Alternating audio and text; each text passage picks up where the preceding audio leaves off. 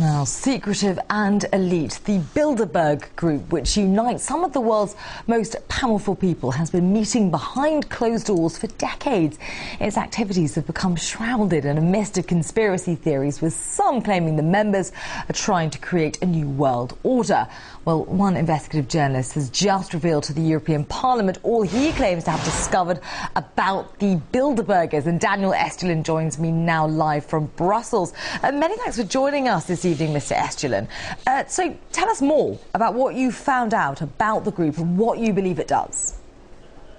Well, thank you. First of all, thank you so much for having me. I found out over almost 20 years of research that what's today called the Bilderberg Group already existed over 800 years ago. They were back then called the Venetian Black Nobility. In fact, Bilderberg is the creation of the Synarchy movement of empires, who are the plenipotentiary founders and financiers of Hitler. And Synarchy International, they in turn were founded by the Martinist Freemason Esoteric Secret Society back in the 1770s as a kind of counterattack on the principles upon which the United States of America was built. So again, it's a lot of people speak of Bilderberg as a domain of conspiracy theories. Of course, it's not. It's a historical fact. And again, what's today called Bilderberg 800 years ago existed. It was called back then the Venetian Black Nobility. So interesting to hear that background. But what is it that you believe the group actually does today? And what evidence do you have to back up your claims? Well, the interesting thing is that a lot of people believe that Bilderberg is about one world government or creating the new world order. Especially people point out to speech made by George W. Bush back in the 1990s about the creation of one world government. It's not about that at all. It's a meeting of people who represent a particular ideology. That ideology is of money. So the idea is not to create one world government, but rather the creation of one world company limited, where the financial concerns are far more powerful than any government on earth. And we're seeing right now as evidence, very, very simple. We had to see in Europe, we had nation states. We had countries with our own constitutions, our own flags, our own currencies, our own monetary policies, and now we don't have any of that. The entire Europe is being led and directed through Brussels. In that sense, Spain, where I live, it has a currency. We lost it. We had a constitution. That's now subordinate to the European constitution. Spanish flag is no longer ours. It's the European flag with little stars. And of course, the monetary policy is decided somewhere else. And we can see what they're doing, and Greece is a very good example of that destruction, we're witnessing, and Spain, of course, is going to be the next country to go. So why was the European Parliament so interested in hearing about your findings, and what reaction did you get? Well, actually, the European Parliament was profoundly upset that I'm here.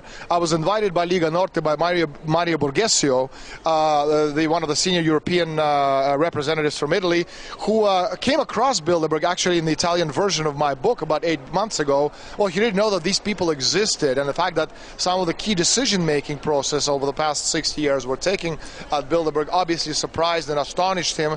And so through him, I was invited to make a speech, a historic speech, in fact, at the European Parliament about the Bilderbergers and their roots, which was called Bilderberg Towards One World Company Limited. So can you give us some names, some examples? Who is actually a part of this so-called Bilderberg Group? Well, this is the old NATO alliance. So you're talking about the European presidents, Prime Minister of Canada, the sitting president of the United States, top 50, 60 CEOs of the world's leading corporations, American senators and congressmen, European commissioners, all of the European royalty, of course, is present. And finally, talking about as well the leading bankers, the International Monetary Fund, the World Bank, the European Central Bank, the World Bank, and finally they're joined, and we have a lot of noise. I hope you can still hear me. We're joined at this one big table at the Bilderberg conference by the leading representatives of world media, such as New York Times, Washington Post. And the fact that you have 120 of these mammoth representatives in one room, and the fact that the press never ever reports on them until my book came out, by itself is astonishing. Fascinating theories. And what impact do you think that your findings in your speech to the European Parliament will have on the group, if any? Briefly, if you can. I'm sorry, you're going to have to repeat that, because again, there's a lot of noise coming from No, that's to my fine. right. Just very briefly, if you can, what impact do you think that your findings and your speech that you gave to the European Parliament will have on the group, if any? Well, I'm hoping it's going to be, you know, an effect of an atomic bomb going off right in the middle of the parliament. A lot, obviously not literally, but figurative. The point is that Borghesio, that's Lega Norte group, is getting hundreds of calls from curious Italian media representatives who actually have never heard of Bilderbergers themselves, and so they want to know exactly how the decisions made at this very private organization fit into the world scheme. And Russia, in this particular sense, is very much a part of it, or victim of it, as I reported back in 2005. By the summer 2008, Bilderbergers at their meeting talked about pushing the oil price to about $150 a barrel, and then they decided to push the oil price down, orchestrating it fall to about $30 a barrel. And it directly affects Russia because, again, China and Russia are the two main enemies of the people who are trying to create this one world government.